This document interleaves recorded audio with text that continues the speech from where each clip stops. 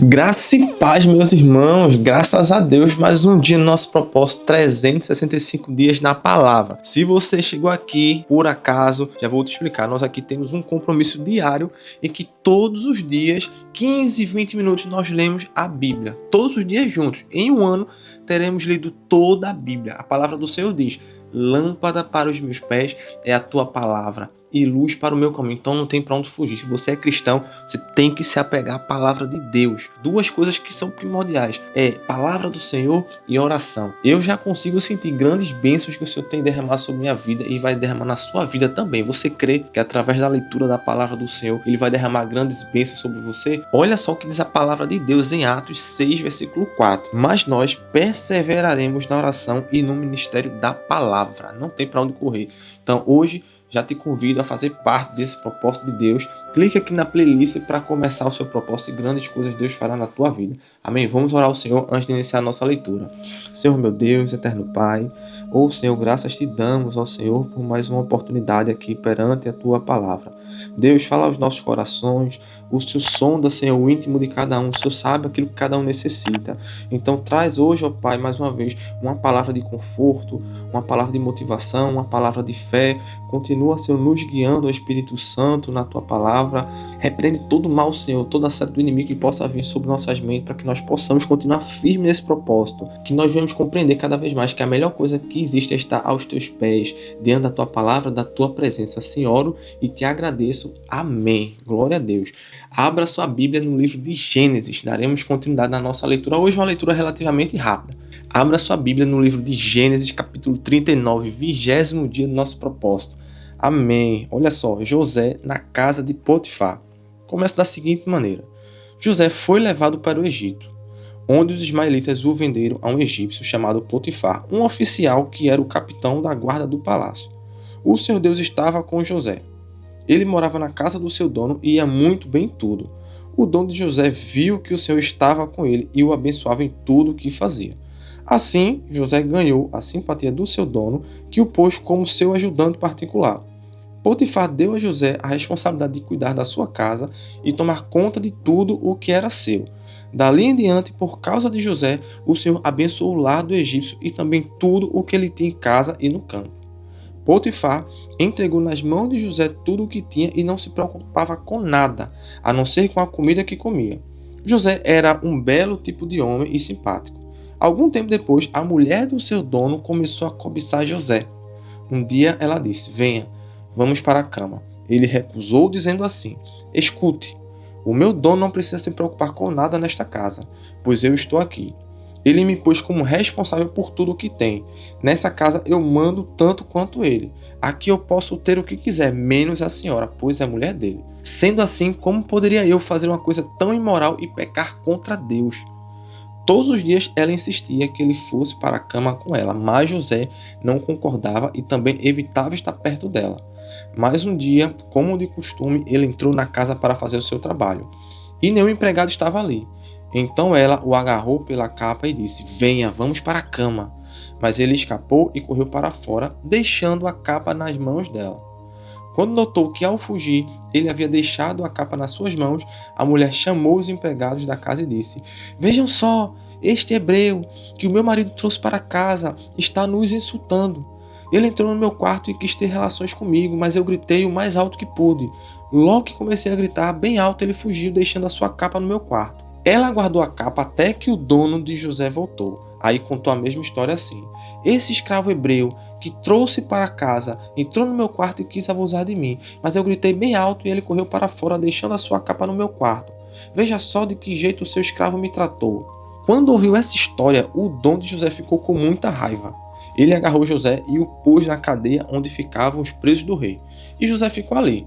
Mas o Senhor estava com ele e o abençoou, de modo que ele conquistou a simpatia do carcereiro. Este pôs José como encarregado de todos os outros presos, e era ele quem mandava em tudo o que se fazia na cadeia. O carcereiro não se preocupava com nada do que estava entregue a José, pois o Senhor estava com ele e o abençoava em tudo o que fazia. Maravilha, glória a Deus. Capítulo 40 de Gênesis. Passado algum tempo, o rei do Egito foi ofendido por seus dois servidores, isto é, o chefe dos copeiros, que era encarregado de servir o vinho, e o chefe dos padeiros.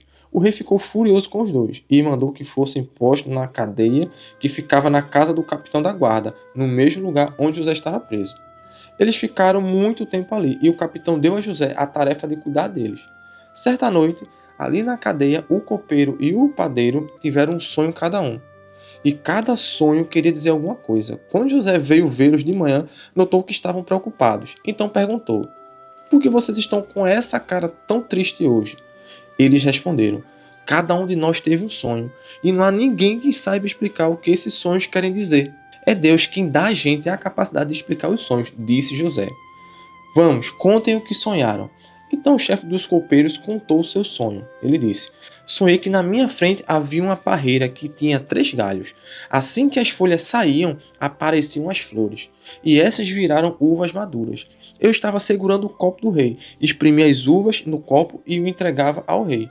José disse: a explicação é a seguinte: os 3 galhos são 3 dias.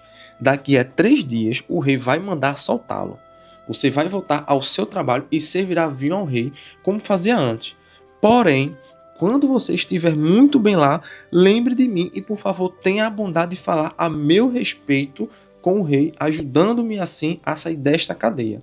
A verdade é que foi a força que me tiraram da terra dos hebreus e me trouxeram para o Egito. E mesmo aqui no Egito não fiz nada para vir parar na cadeia. Quando o chefe dos padeiros viu que a explicação era boa, disse: eu também tive um sonho. Sonhei que estava carregando na cabeça 3 cestos de pão. No cesto de cima havia todo tipo de comidas assadas que os padeiros fazem para o rei. E as aves vinham e comiam dessas comidas. José explicou assim: o sonho quer dizer isto. Os 3 cestos são 3 dias. Daqui a 3 dias o rei vai soltá-lo e vai mandar cortar a sua cabeça. Depois o seu corpo será pendurado num poste de madeira e as aves comerão a sua carne. 3 dias depois, o rei comemorou o seu aniversário, oferecendo um banquete a todos os seus funcionários. Ele mandou soltar o chefe dos copeiros e o chefe dos padeiros e deu a ordem para que viessem ao banquete. E aconteceu exatamente o que José tinha dito. O rei fez com que o copeiro voltasse ao seu antigo trabalho de servir vinho ao rei e mandou que o padeiro fosse executado. Porém, o chefe dos copeiros não lembrou de José e esqueceu dele completamente. Glória a Deus. Encerramos hoje Gênesis 39:40. Agora abra a sua Bíblia no livro de Mateus, capítulo 4. Amém. Todos encontraram Mateus, capítulo 4, um capítulo muito famoso que é a tentação de Jesus, que começa da seguinte forma: então o Espírito Santo levou Jesus ao deserto para ser tentado pelo diabo. E depois de passar 40 dias e 40 noites sem comer, Jesus estava com fome. Então o diabo chegou perto dele e disse: se você é filho de Deus, mande que essas pedras virem pão. Jesus respondeu: as escrituras sagradas afirmam: o ser humano não vive só de pão, mas vive de tudo o que Deus diz. Glória a Deus. Em seguida, o diabo levou Jesus até Jerusalém, a cidade santa, e o colocou no lugar mais alto do templo. Então disse: se você é filho de Deus, jogue-se daqui, pois as escrituras sagradas afirmam: Deus mandará que os seus anjos cuidem de você. Eles vão segurá-lo com as suas mãos, para que nem mesmo seus pés sejam feridos nas pedras. Jesus respondeu: mas as escrituras sagradas também dizem: não ponha à prova o Senhor, seu Deus. Depois o diabo levou Jesus para um monte muito alto, mostrou-lhe todos os reinos do mundo e as suas grandezas, e disse: eu lhe darei tudo isso se você se ajoelhar e me adorar. Jesus respondeu: vá embora, Satanás. As escrituras sagradas afirmam: adore o Senhor, seu Deus, e sirva somente a Ele. Glória a Deus. Então o diabo foi embora e vieram anjos e cuidaram de Jesus. Versículo 12. Quando Jesus soube que João tinha sido preso, foi para a região da Galileia. Não ficou em Nazaré, mas foi morar na cidade de Cafarnaum, na beira do lago da Galileia, nas regiões de Zebulon e Naftali. Isso aconteceu para se cumprir o que o profeta Isaías tinha dito: terra de Zebulon e terra de Naftali, na direção do mar do outro lado do rio Jordão. Galileia, onde moram os pagãos. O povo que vive na escuridão verá uma forte luz, e a luz brilhará sobre os que vivem na região escura da morte. Daí em diante, Jesus começou a anunciar a sua mensagem. Ele dizia: arrependam-se dos seus pecados, porque o reino do céu está perto. Versículo 18. Jesus estava andando pela beira do lago da Galileia quando viu 2 irmãos que eram pescadores, Simão, também chamado de Pedro, e André. Eles estavam no lago pescando com redes. Jesus lhes disse: venham comigo, que eu ensinarei vocês a pescar gente. Então eles largaram todas as redes e foram com Jesus. Um pouco mais adiante, Jesus viu outros 2 irmãos, Tiago e João, filhos de Zebedeu. Eles estavam no barco junto com o pai, consertando as redes. Jesus chamou os 2, e no mesmo instante eles deixaram o pai e o barco e foram com ele. Jesus andou por toda a Galiléia, ensinando nas sinagogas, anunciando a boa notícia do reino e curando as enfermidades e as doenças graves do povo. As notícias a respeito dele se espalhavam por toda a região da Síria. Por isso o povo levava a Jesus pessoas que sofriam de várias doenças e de todos os tipos de males, isto é, epiléticos, paralíticos e pessoas dominadas por demônios, e ele curava todos. Grandes multidões o seguiam. Era gente da Galiléia, das 10 cidades, de Jerusalém, da Judéia e das regiões que ficam no lado leste do rio Jordão. Glória a Deus. Capítulo 4 de Mateus finalizado e finalizando a leitura de hoje. Um livro maravilhoso também. A palavra de Deus é toda maravilhosa. Provérbios capítulo 20. Quem bebe demais fica barulhento e caçoa dos outros. O escravo da bebida nunca será sábio. A raiva do rei é como o rugido de um leão. Quem provoca o rei arrisca a vida. Qualquer tolo pode começar uma briga. Quem fica fora dela é que merece elogios. O lavrador preguiçoso que não ara as suas terras no tempo certo não terá nada para comer. Os pensamentos de uma pessoa são como água em um poço fundo, mas quem é inteligente sabe como tirá-los para fora. Todos dizem que são bons e fiéis, mas tente achar alguém que realmente seja. Como são felizes os filhos de um pai honesto e direito. Quando o rei senta para julgar, ele logo vê o que está errado. Será que alguém pode dizer que tem consciência limpa e que já se livrou dos seus pecados? O Senhor Deus detesta quem usa medidas e pesos desonestos. A criança mostra o que é pelo que faz. Pelos seus atos, a gente pode saber se ela é honesta e boa. O Senhor nos deu olhos para ver e ouvidos para ouvir. Se você gastar o seu tempo dormindo, acabará pobre. Trabalhe e terá comida com fartura. Está muito caro, diz o comprador, mas depois sai e se gaba de ter feito um ótimo negócio. Há muito ouro e pedras preciosas, mas falar com conhecimento, isso sim é uma joia de valor. Quem aceitar ser fiador de um estranho deve dar a sua roupa como garantia de pagamento. A comida que se consegue desonestamente pode ser muito gostosa, mas depois será como areia na boca. Procure bons conselhos e você terá sucesso. Não entre na batalha sem antes fazer planos. O mexeriqueiro espalha os segredos, por isso fique longe de quem fala demais. Se você amaldiçoar os seus pais, a sua vida terminará como uma lâmpada que se apaga na escuridão. A riqueza que é ganha facilmente não faz bem a gente. Não seja vingativo, confie em Deus, o Senhor, e Ele fará justiça a você. O Senhor detesta quem usa medidas e pesos desonestos. Se é o Senhor quem dirige os nossos passos, como poderemos entender a nossa vida? Pense bem antes de prometer alguma coisa a Deus, pois você poderá se arrepender depois. O rei sábio descobre quem está fazendo mal e o castiga sem piedade. O Senhor deu aos seus seres humanos inteligência e consciência. Ninguém pode se esconder de si mesmo. Um governo continuará no poder enquanto for humano, justo e honesto. A beleza dos jovens está na sua força, e o enfeite dos velhos são os seus cabelos brancos. Os castigos curam a maldade da gente e melhoram o nosso caráter.